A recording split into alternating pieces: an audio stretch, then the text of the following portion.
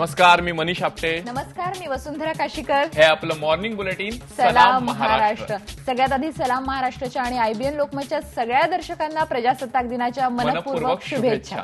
एकूणच मनीष, 26 जानेवारी 1950 ला पहिल्यांदा आपण घटना आपली अंमलात आली आणि त्या घटनेमध्ये प्रास्ताविकामध्ये शब्द आहेत की सार्वभौम समाजवादी. तर हे जे देशाचं सार्वभौमत्व आहे, देशाची सुरक्षितता आहे, ही जपण्यासाठी आपले प्राण पणाला लावत असतात हे सैनिक. आणि आज आपल्यासोबत आहेत पुण्याहून माजी उपहवाई दल प्रमुख भूषण गोखले. गोखले सर यांनी 1972च्या युद्धामध्ये सहभाग घेतला होता. त्यांच्या कामगिरीबद्दल त्यांना परम विशिष्ट सेवा पदक, अतिविशिष्ट सेवा पदक आणि वायुसेना पदक मिळाले आहे आणि आज त्यांच्याशी आपण त्यांच्या अनुभवांबद्दल बोलणार आहोत. सर, तुमचं IBN लोकमतमध्ये मनापासून स्वागत. धन्यवाद. आणि सर, IBN लोकमतच्या सगळ्या प्रेक्षकांना माझ्यातर्फे प्रजासत्ताक दिनानिमित्त शुभेच्छा. अगदी सर, तुम्हाला सुद्धा भरभरून शुभेच्छा. फक्त एवढंच म्हणायचं की मी 1971च्या युद्धात भाग घेतला होता. 1971च्या युद्धाची आठवण तुमच्या मनामध्ये असेल. आज ती सुद्धा आपण लोकांच्या पर्यंत पोहोचूयात. पण इतकी मोठी कारकीर्द आहे तुमची, इतक्या आठवणी मनामध्ये भरलेल्या असतील. त्याची सुरुवात कशी झाली? NDA मध्ये जात असताना ते दिवस कसे होते? ही सुरुवात कशी झाली होती? मी इथे पुण्याचाच राहणारा आणि पुण्यामधल्या शाळेमध्ये, मराठी शाळेमध्ये मोठा झालो. पहिल्यांदा बाल शिक्षण मंदिर आणि त्याच्यानंतर भावे स्कूल, आता ज्याला गरवारे हायस्कूल म्हणतात, ते कैमखान्यावरती. तर 1962च्या युद्धानंतर एक प्रकारचं वातावरण तयार झालं होतं की सगळ्या जणांना सैन्यामध्ये जायचं होतं.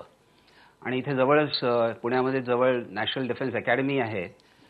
माझे वडील आधी पोलीसमध्ये होते आणि माझा मोठा भाऊ जो आर्मीमध्ये 1 वर्ष आधी जॉईन झाला. हे सगळं बघून मला सुद्धा सैन्यामध्ये आणि किंवा स्पेशली हवाई दलामध्ये जाण्याची फार फार इच्छा होती. आणि त्यामुळे 1964मध्ये जानेवारीमध्ये मी फर्ग्युसन कॉलेजमध्ये असताना मी तिथून NDA मध्ये जॉईन केलं आणि त्याच्यानंतर 1968मध्ये माझं कमिशन झालं. मी ऑलवेज फर्स्ट राहिलो या सगळ्या कोर्सेसमध्ये. खरंय सर, 1962चं जे चीनशी आपलं युद्ध झालं होतं आणि त्यानंतर एकूणच एक वातावरण निर्मिती संपूर्ण देशामध्ये झाली होती आणि ती एक प्रेरणा ठरली. तुम्ही NDA मध्ये गेलात. पण 1971ला जे आपलं युद्ध झालं, अनेक अर्थांनी ते युद्ध खूप संस्मरणीय ठरलं.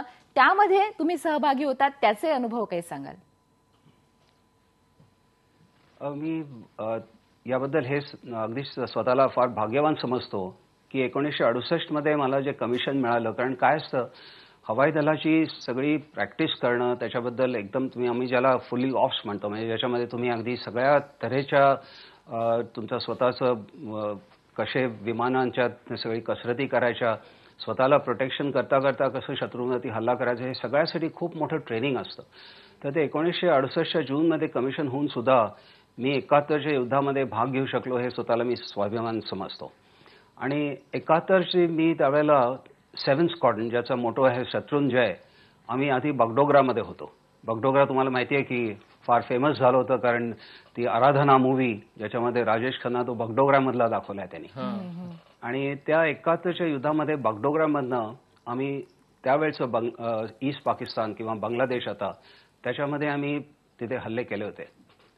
मला आठवतंय की 3 डिसेंबरला आम्ही 4 जण रात्री असे स्क्वॉड्रनमध्ये झोपलो होतो आणि सारखी अशी झोपायचा आम्हाला आदेश होता आणि मी सारखे त्याच्याबद्दल विचार करत होतो की आता उद्या बहुतेक सुरू होईल, कारण अजून आपल्या फॉर्मल अशी अनाउन्समेंट झालेली नव्हती.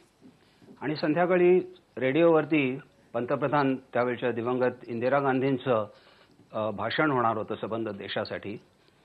त्यावेळेला आम्ही असे सारखे ट्रान्झिस्टर ऐकत बसायचो, त्याच्यावरती म्युझिक येत राहायचं. थोड्या वेळाने अशी एक माहिती यायची की थोडा वेळ थांबा, एक महत्त्वाची सूचना येणार आहे. कारण त्या दिवशी संध्याकाळी साधारणपणे 5:30 वाजता पाकिस्तानी एअरफोर्सने आपल्या निरनिराळ्या हवाई बेसिनवरती अटॅक केलेले होते. त्यामुळे लढाई होणार हे आम्हाला माहिती होतं, पण एक्झॅक्टली त्याचं जे तुम्हाला जे ऑर्डर अशी मिळतात ती अजून झालेली नव्हती. आणि मला आठवतंय साधारणपणे रात्री 10:30 वाजता मग शेवटी त्या संबंध देशाला त्यांनी बोलल्या आणि त्यांनी सांगितलं की आता आपण याचं कडेकोड उत्तर देऊ म्हणून. आणि मग आम्ही दुसऱ्या दिवशी सकाळी 4 जण जेव्हा 4 विमानं घेऊन निघालो होतो, तेव्हा असं एक प्रकारचं फार छान असं वातावरण होतं. कारण सगळे आमचे स्क्वॉड्रनचे सगळे जे टेक्निशियन्स होते, संबंध टॅक्सी ट्रॅकवरती त्यांनी लाईनअप करून असे सॅल्यूट करत होते आम्हाला सगळ्यांना. आमचे सगळे बॉम्ब्स आणि रॉकेट्स सगळे त्या विमानावरती लागलेले. आणि अशी 2 फॉर्मेशन आमची उडली होती त्या दिवशी सकाळी.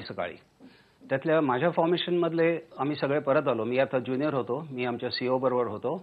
आणि दुसऱ्या फॉर्मेशनमधला मात्र एक जण तिथे शहीद झाला आणि दुसऱ्याला त्याचं विमान जरा हे झालेलं होतं, पण तो आमच्या देशामध्ये परत येऊन म्हणजे आपल्या बगडोगराच्या तिथे बेसवरती परत येऊन त्यांनी मग तिथे वरती इजेक्ट केलं आणि ते माझे इन्स्ट्रक्टर होते. त्यामुळे एक प्रकारचं ॲक्च्युअल लढाई सुरू झाली हे असं जोपर्यंत तुम्ही नुसती कसरत करत असता ती गोष्ट वेगळी असते, पण ॲक्च्युअल लढाई सुरू झाली हे त्याच वेळेला तुम्हाला प्रत्यक्षात जाणवतं.